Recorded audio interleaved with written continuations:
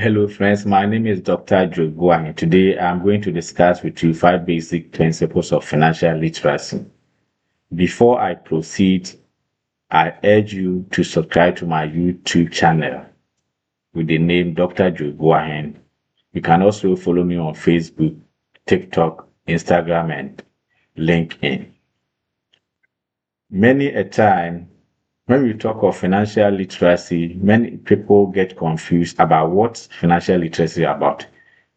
In principle, when we say that somebody is financially literate, we mean that the person understands basic financial principles and are able to apply these principles to their advantage when it comes to finances. As I speak, there are some five basic principles that we can talk of, and these include budgeting skills, saving skills, spending awareness, debt management, and investment skills. If you are able to apply these principles very well, there's no way that you lack money, or there's no way that you cannot achieve financial freedom. So, the first point is budgeting skills. What is it about?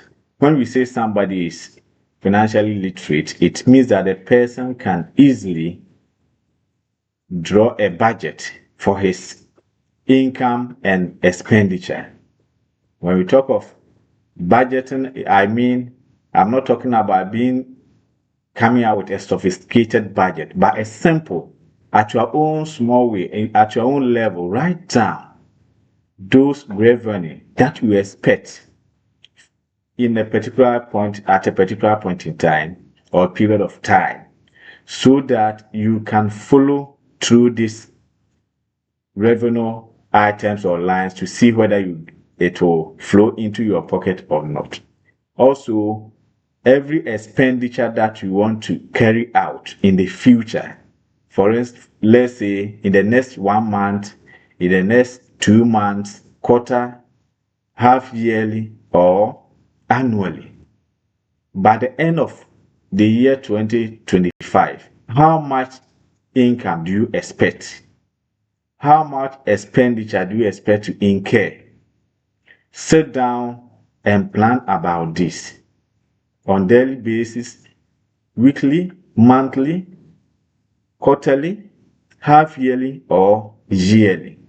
If you are able to write them down in your own small way, you know where your money should be flowing from, or you be getting your income from. It can be salary, it can be through trading, it can be gift, and so on and so forth. Just write them down.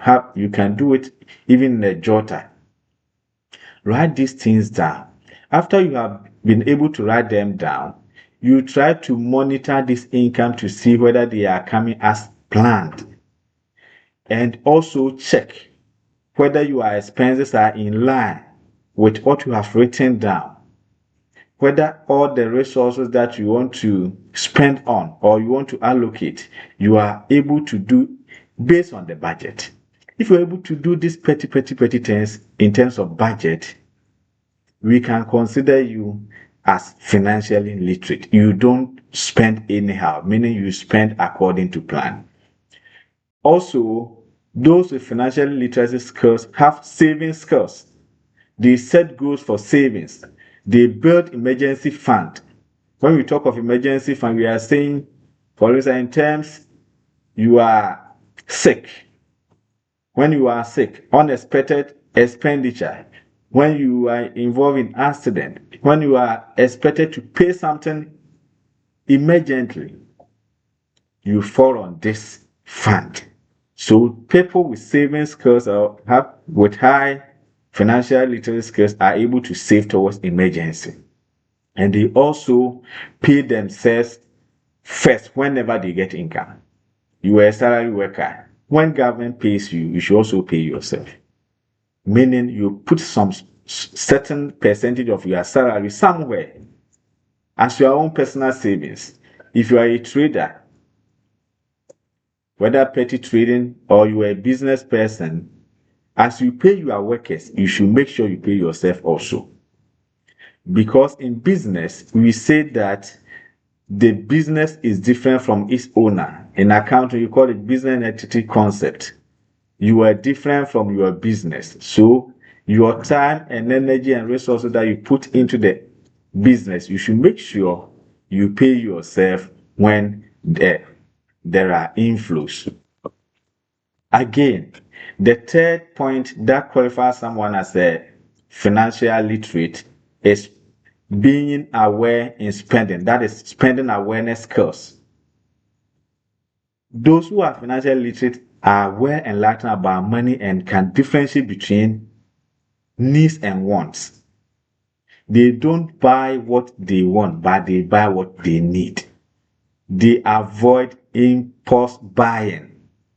Many of us spend anyhow. Sometimes we buy things that we don't need. When we talk about needs, we are talking about the things that you need at all costs before you can survive, such as shelter, clothing, and shelter, clothing, and water, or what again? Clothing, accommodation. Shelter is the same as accommodation. Talk about shelter, food, and clothing. When we are talking about needs, we are talking about food, shelter, and clothing. These three things, there's no way you can avoid them.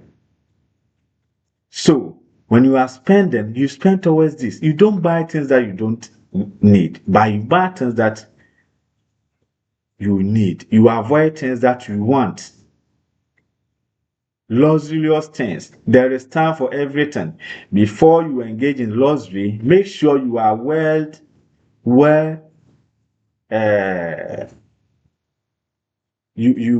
you are rich enough. You are financially free before you engage in your wants.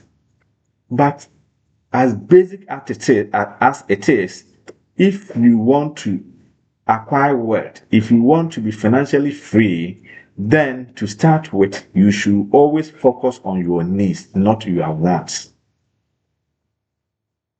Paying electricity bill is a need. Paying for water is a need. Renting a room or a house is a need. And so on and so forth. But there are certain things that I want. Especially, you can avoid buying a car when you can easily have access to transport and you can pay transport fees and so on and so forth. So you should be able to differentiate between needs and wants. If you are financially literate, you focus basically on needs, but not wants. Those with high financial literacy skills also manage their debts well. They are skilled when it comes to debt management. They understand various types of debt.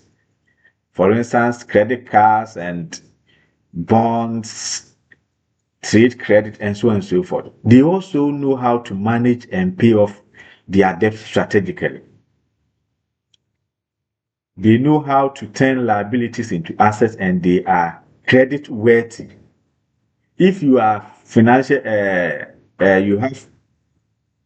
you are financially literate, you always focus on paying your debt, meeting payment deadlines. When you credit goods, you buy goods on credit. When you borrow from friends and family, when you borrow from bank, you make sure you pay your debt in time. They are able to turn liabilities into assets. I mean, when they take loan, they are able to invest or spend the money in items that can bring returns to them, that can bring income to them. They don't spend loan to acquire items or spend on things that will not bring any inflows. Because in finance, we say that asset is anything that can bring you returns or inflows. That when you come to personal finance, if you have a building and the building does not bring you inflows, it means it's a liability. If you have a car and the car is not bringing income to you, that is what we call private cars and those. And so if it's not bringing the revenue to you, it means it is a liability. It is always taking something out of your pocket. Finally, people with high financial literacy skills also know how to invest. They understand basic investment principles such as risk, return, and diversification.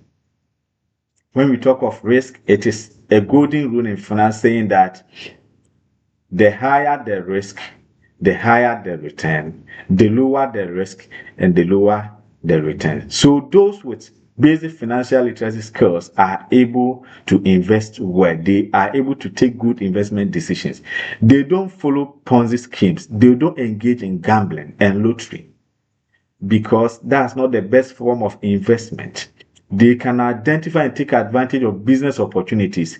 They turn problems into business opportunity and also evaluate investment options and plan for retirement or old age.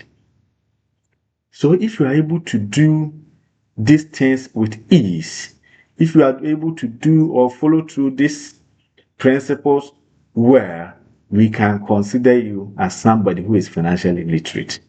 So please, as we enter the year 2025, I urge you to follow through some of these principles, learn about them, practice them, and it will help you to overcome financial stress. We are always crying about being hard times. We are crying about money. We are crying about hard economy. But in our own private way, we are also not able to manage our resources well. We are not able to take prudent financial decisions. So for you to overcome poverty, I urge you to work towards it. Set your financial goals for the year 2025 and follow through some of these principles. Once again, my name is Dr. Joe Boy. I urge you to subscribe to my YouTube channel. Follow me on Facebook. Follow me on TikTok, LinkedIn, and Instagram. If you have any question, just comment it and I'll explain for you. If you have any contribution, you can also add to it below the video. And also, I wish you like and share with your loved ones. Thank you very much for listening to this short video. Thank you.